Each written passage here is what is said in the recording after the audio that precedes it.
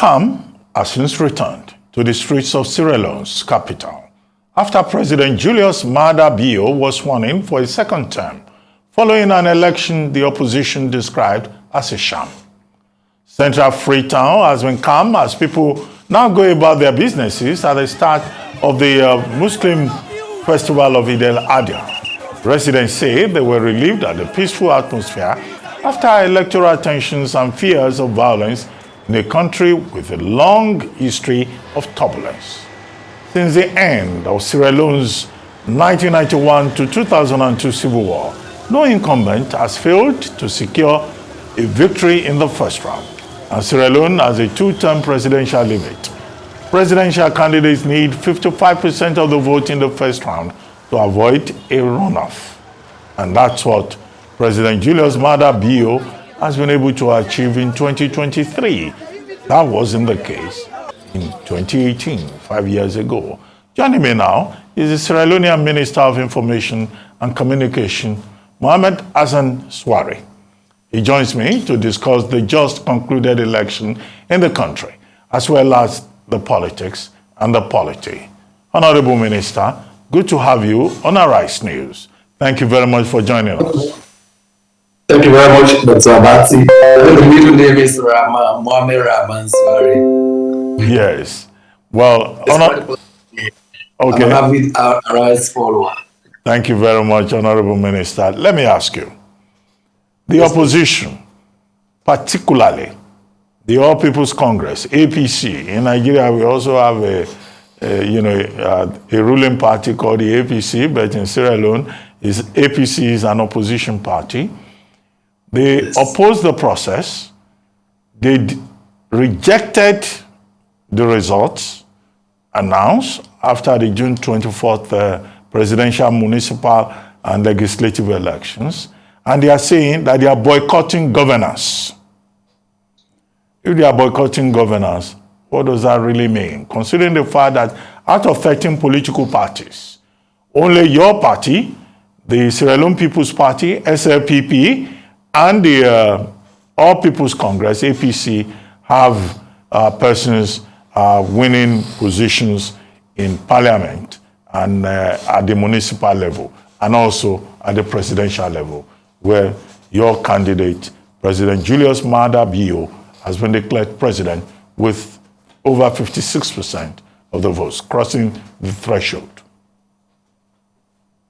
Also, it's very important to note that President Bio ran a very spirited campaign with a cogent message that resonated with every Sierra Leonean across every nook and cranny. That's important to note. It's also important to note that he ran on a solid track record of performance in 5 years amidst two global shocks of COVID and the Russian-Ukraine war. It's also noteworthy that in the same period, President Bio did not take incumbency for granted. He went to every village, every community, and he did his bit. So the campaign was very well run, whereas our opponents, now claiming they were rigged, are quite convinced within themselves, in their heart of hearts, that they ran a lackluster campaign without a message, without the necessary logistics, and they did not go to many parts of the country, in addition to the fact that His Excellency's campaign literally hemorrhaged their party in their stronghold. So his first round victory came as no surprise whatsoever. What does their threat to boycott Parliament mean for our democracy? It's also important to note that 2 or 3 days to the elections, they also threatened a boycott of the elections, making very unreasonable demands, including bringing in expert elections people to conduct our elections, knowing fully well that that was against the Constitution, and also not mindful of the fact that we have conducted our own elections since 1996 when we returned to democracy. So this time, they have threatened they will not participate in governance. I see that as a betrayal, a flagrant betrayal of the trust and confidence of those Sierra Leoneans who voted for the Kumbali district across this country, because they had hopes, dreams, and aspirations when they cast their votes for them. It's only but fair and fitting that they reconsider it and return to represent those people at the local, municipal, and parliamentary levels. Because in parliament, that is where you are able to perform oversight, that is where you are able to participate in lawmaking. Whereas at the various local government levels, you are able to facilitate development for your people. And that's something they have been yearning. So I think it's only but fair that common sense prevails and they reconsider that position. Otherwise, the business of government cannot stop. His Excellency's eyes are set clearly, very firmly, on delivery on his 5 big game changers. Number 1, of ensuring food security for Sierra Leoneans, providing jobs for young people, improving technology and infrastructure, professionalizing the public service for appropriate service delivery, and all of this. So we are in this business and we enjoin our brothers to have a rating in the interest of the people who voted for them to reconsider their decision and return to governance. Well, Minister Swaray, the opposition, particularly the APC, is not just saying that they reject the outcome of the election. They're saying also, they are calling on the international community to place a travel ban on the president and all of you prominent members of the SLPP. Are you scared about that? We are not scared at all because we are very convinced this president has a solid and stellar track record. I have never seen the West or anywhere in the world where a travel ban is slammed on the president who has abolished the death penalty in his country, who has decriminalized libel, who has given more women opportunities to be represented by 30% legislation. I have never seen a travel ban slam on a government who continues to do very well on various global indices on corruption. I have never seen a travel ban slammed on a government that is providing free quality education to our citizens and ensuring that 3.1 million kids are in school. They are provided hot meals. They are provided teaching and learning materials. I have never seen that. That is wishful thinking by the APC. Well, no serious without slamming a travel ban on a government like that. Okay, I heard you saying certain things that President Bio intends to do in his second term in office. Sierra Leone has one of the worst cases of unemployment, over 60% in West Africa. In Africa, Sierra Leone, your country, is one of the poorest. Now, the APC campaigned on the platform of addressing economic challenges that the country faces. But it looks like the first thing that President Bio needs to do in this second term will be to ensure peace. What are those specific things that he needs to do to build trust? Because apart from the AU and ECOWAS saying the election was free and fair, other stakeholders, including the National Coalition of Civil Society Organizations, are saying that that election was fraught with inconsistencies. The opposition parties are saying the entire Electoral Commission of Sierra Leone should be disbanded. The EU is saying that there was no transparency. How do you address all of that? And beyond all of those issues about legitimacy of President Bio's second term, what exactly does he intend to do?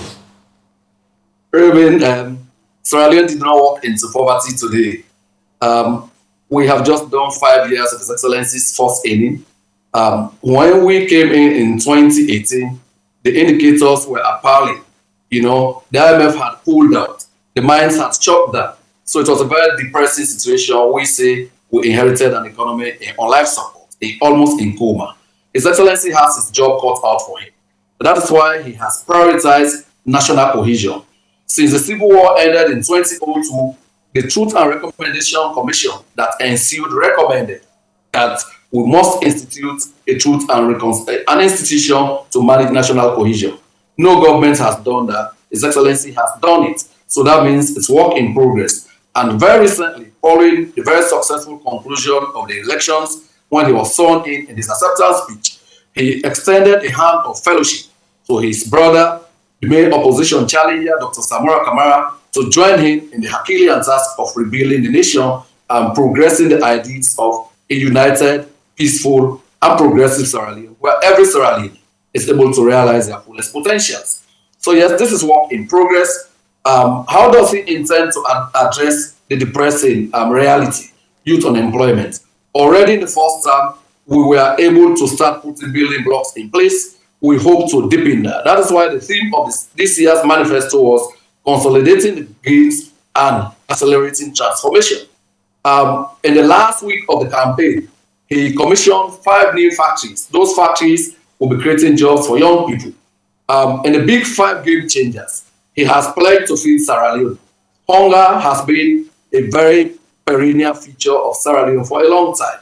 In 2018, when he took over, we were the 3rd hungriest nation in the world. Today, we are the 9th. That is still not comfortable enough, which is why he has all guns blazing now towards addressing food security issues. For that reason, we've already had firm commitment from the African Development Bank to support us every inch of the way.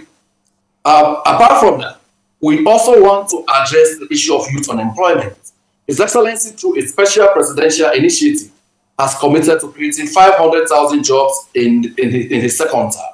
So which means every year he'll be able to create 100,000 jobs. The building blocks, like I mentioned, are already in place.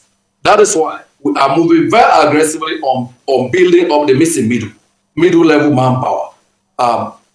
Technology, science, and innovation are going to be encouraged while consolidating the gains we made in education in the previous term. Right, so we are firmly on course to deliver for our country. Okay, ECOWAS heads of state and government, they are meeting in Guinea-Bissau. I've checked, maybe I'm wrong. It looks like even ECOWAS leaders have been very reluctant to congratulate President Julius Maada Bio, being declared winner of his second term in office.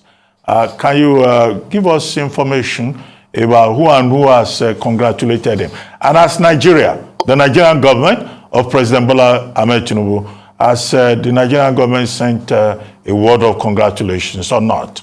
And is that something to worry about? You mentioned the National Elections Watch that had issues with the elections outcome. Well, they were meant to be an observer group that will support the Electoral Commission. But they wanted to make themselves a parallel electoral commission, and they have been thoroughly and very roundly discredited, right? Because issues have been raised about their confidence interval they use, issues have been raised about their sample size and sampling bias, all of those issues, right? So that's a conversation for another day. On the European Union and Western observers making the comments they made, when we took over in 2018, we had a total of about 107 consolidated recommendations from the EU, from African Union, ECOWAS, and local observers. We have been able to address over 70% of that. So democracies are not perfect, but this election was above board, like you yourself mentioned. The AU, ECOWAS, and others who observed it have given it a free bill of lading. So already, the president has been preoccupied in the last 1 week with a flurry of calls from across the country to congratulate him on a well-deserved victory. Now, talk about the countries that have congratulated His Excellency.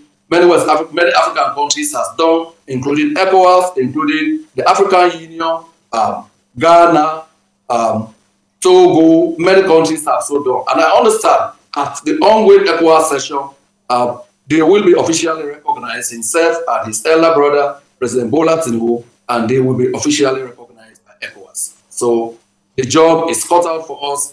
We have to reconcile the country, and we have to deliver on the 5 big game changers, amongst others. Okay, Honorable Minister, I just wanted a little clarification. As the Nigerian government, as it is required under diplomatic protocols, has Nigeria sent a formal letter of congratulation to President Julius Maada Bio, given the very strong links between our two countries? I'm not aware they have sent a congratulatory note, but I'm pretty confident they could have met on the sidelines of the 63rd ordinary meeting of the authority. So I will not be surprised if that follows immediately. Well, thank you very much, Honorable Minister Mohammed Swaray, Minister of Information and Communication of the Republic of Sierra Leone. Thank you very much for joining us on This Day Live, the Sunday Talk Show.